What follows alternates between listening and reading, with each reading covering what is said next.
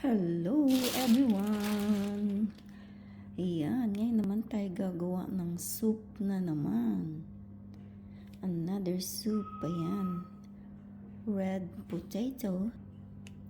Ayan, potato na normal. Yung yellow potato. At ito, tupinambur ang tawag nila. Para siyang gabi. O aba, ayan, balatan natin. Yan, dalaga na muna natin siya.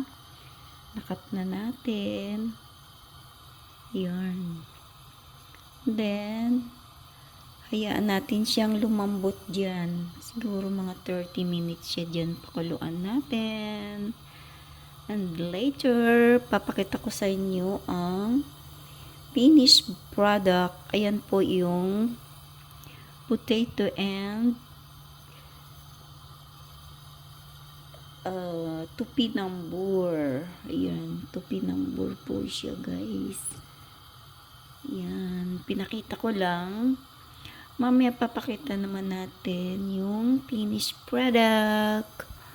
Ayan lamang po.